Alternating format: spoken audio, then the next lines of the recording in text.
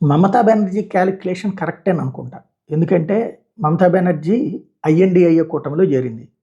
కమ్యూనిస్టులు, కాంగ్రెస్ పార్టీ అందులో చేరడానికి ముందుకొచ్చినాయి. ఇదే కమ్యూనిస్టులు కాంగ్రెస్ పార్టీ నేతృత్వంలోని ఐఎన్‌డీఏలో తను కూడా చేరింది.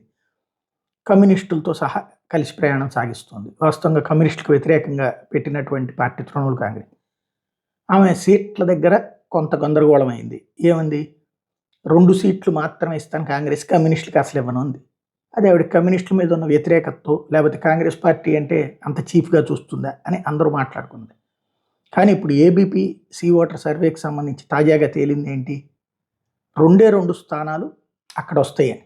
2 స్థానాలు మాత్రమే వెస్ట్ బెంగాల్‌లో కాంగ్రెస్‌కి వస్తాయి. అక్కడ దాదాపుగా బీజేపీకి వీళ్ళకి ఇచ్చినటువంటి లెక్కల్లో చూసుకుంటే లేటెస్ట్‌గా ఏబీపీ న్యూస్ ఇచ్చినటువంటి సర్వే ఏంటంటే అక్కడ 42కి గాను 20 బీజేపీ కూటమి గెలుచుకుంటుందని, 20 తృణమూల్ కాంగ్రెస్ గెలుచుకుంటుందని, 2 అంటే అక్కడ ఎన్డీఏ అంటే బీజేపీని అక్కడ ఓన్లీ విడిగా ఇంకెవరు లేరు అక్కడ.